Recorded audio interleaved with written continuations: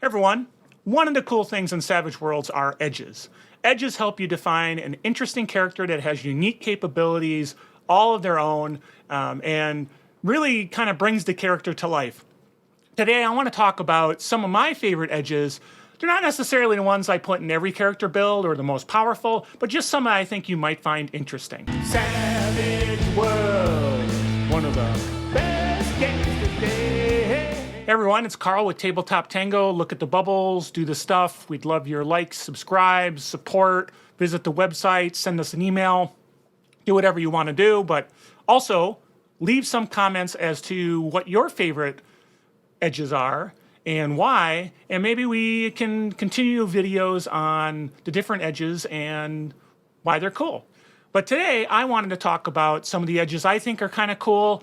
Again, they're not the most powerful necessarily, they're not the most min-maxy or optimized, but they're just ones that are kind of cool that I like that I wanted to share. So the first one is Elan. This one happens to be a very powerful one and it happens to be one I like to use a lot. Some of the other edges I don't use all the time that I'm going to talk about. They're just kind of cool. But this one, all the time, it's just super powerful. So what is Elan? Elan is when you, and I'll read it, when you spend a Benny to reroll a trait, add +2 to the total. That's it. That's simple. So if you spend a Benny to reroll, you're going to get a +2. Now, it doesn't count for damage because the damage isn't a trait roll. And you can use it for soaking, but you still have to spend that initial Benny to do a soak, and then each additional Benny you spend, you'll get that +2. So useful, so much utility, great at any time. Requires a spirit of D8, so you need to invest in it either early on with your early attribute increases, or plan maybe a little later to bring that in to fold. Great edge, love it. This is one that I do use all the time. Another edge that I think is kind of cool, and this one comes from the Fantasy Companion, is Mystic Powers. Now, Mystic Powers is based on that concept that in a world where there's lots of magic, there's really no reason why martial-type characters or folks that aren't arcane background-type characters might not have access to some low-level magic, some simple things that affects themselves. So if you choose, so Mystic Power, reading this out, it's a season, and you pick a package, and the packages are somewhat aligned with character classes like a barbarian or a fighter or something like that. And it says choose one package from below. The character gets 10 dedicated power points that recharge normally as a limited free action. So remember, it's limited, can only do it once. In a return, the hero automatically activates the power with success for a regular cost or a raise with additional 2 power points. So what's when they say a package? So let's talk about one that's an example. So for barbarians, for a barbarian to have mystic powers, they need at least a strength of D8. And what they get for that is they do have the ability to boost trait for fighting, strength, spirit, or vigor only. So they're limited in what they can do, and it's self only. And then they also have access to smite and speed. And they all have the personal limitation. They're all for themselves only. So if you look at the example of a paladin, they have boost trait for fighting and spirit only, but they also have healing, protection, sanctuary, and smite.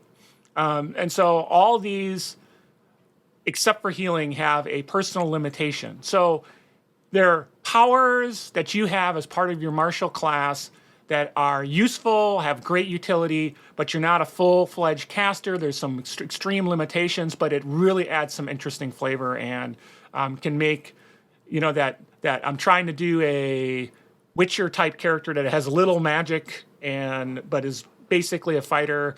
I think Gish characters, that sort of thing. So very cool. Next one I want to talk about is level-headed. Now this one comes from the core rules, and what level-headed does, reading it, fighters who can keep their cool with everyone else is running for cover make deadly combatants. A hero with this edge draws an additional action card in combat and chooses which to use. So basically they get 2 action cards for their turn, and they can pick which one they want. Now, they don't necessarily have to pick the highest card. They could pick a lower card in case they have something that benefits them in that manner, like calculating, the edge calculating, which is a novice edge, and that allows you to ignore 2 points of penalties on one action with an action card of 5 or less. So level-headed, if you had that one as well, you might want to pick that lower card just to get that capability. So level-headed, super powerful, great for getting extra cards, better than quick in a lot of regards because you get to choose which card you want, and you get 2 no matter what, whether you are above a 5 or not. So great edge. That is one that I do take a lot when I do have a character that ultimately has things like a smarts of D8 plus, because that's the requirement. So definitely great. Now, I play a lot of shooters. And so shooters, when I do it, I like weapons that have a rate of fire higher than 1.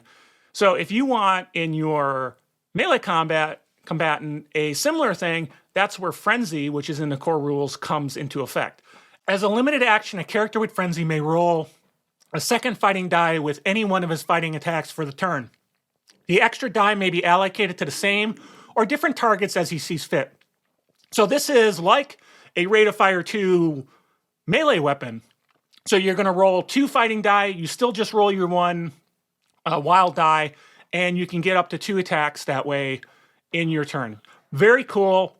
Something that almost every kind of close-in fighter-type character should probably want to take at some point. It's easy to get if you are a fighting melee kind of specialist, because all it requires is seasoned and fighting D8. Your chances are you're going to have a fighting D8 anyway if you like to get up close and personal and swing your sword.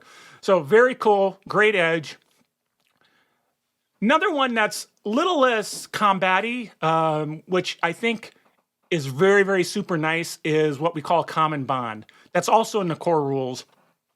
That one, I read it, a character with this edge may freely give her bennies to any other character she can communicate with. The player should explain what form this takes, from a quick shout of encouragement to a welcome pat on the back. So what this allows you to do is, if you've got bennies, you can share those bennies with other characters just by explaining why that would work. Super useful for a character who might not be front combat, might be back doing tests and supports, and the frontline combat need that Benny so that they can, soak a wound or do something. And now you've got that capability with this leadership type edge or social edge to be able to give them a Benny when they need it. I've seen characters in my campaigns take this. It works out really good because they get Bennies. They're maybe not spending them as much because in their session, they're more the face character, and so sometimes they don't use as many of them. Of course, you can, as a game master, you can find ways of siphoning them off so they don't have a lot, and they also took luck. So they had, luck gives you an extra Benny. So they had luck and they had Common Bond, and so that let them, when they needed to, slide Bennies to characters. Now, in Savage Pathfinder, the Bard also has Bardic Inspiration, which gives them kind of like a Benny that they can spend on other people. So that might be an edge if you're playing Savage Pathfinder. You might want to check out and look at that one too if you're going to play a Bard character. So Common Bond, very cool. Now the last one I'll talk about, again, it's not exhaustive. It's not the best min-maxing ones. They're just some that I think are pretty cool. And the last one actually comes from Deadlands Lost Colony and the original Deadlands. It's the similar in both of them. And that's Quick Draw. And this one says you draw 2 additional cards when spending a Benny for an action card at the beginning of a round. So we know that one of the things we can spend a Benny on is a new action card. And so with Quick Draw, you can spend that Benny but get 2 cards instead of 1. Why is that important?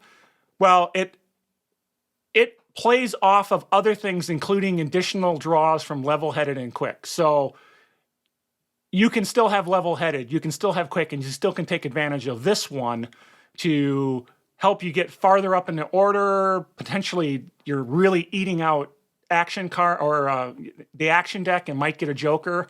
And then finally, just even if you're not spending that Benny to get those cards, one of the abilities it has is it adds +2 to your athletics roll made for interrupting others' actions. So great for shooters, and I guess that's why it's called Quick Draw, but great for if you're a shooter and you're waiting for someone to leave cover to provide a target, +2 to interrupt their action so you can get that shot off is a good thing. I find this one pretty cool. So those are some of the edges I think are pretty cool. Not an exhaustive list. There's a lot more to talk about, but there's some that came to mind that I said, hey, love them. I think they're cool. Definitely stuff to look at and consider. So once again, I'm Carl with Tabletop Tango. Look at the bubbles, do the stuff, like, subscribe, do all that stuff. And check out our podcast, Mastering the RPG, which is a general podcast, but still pretty cool, I think. So once again, we'll catch you later. Bye. Savage World, one of the best games today.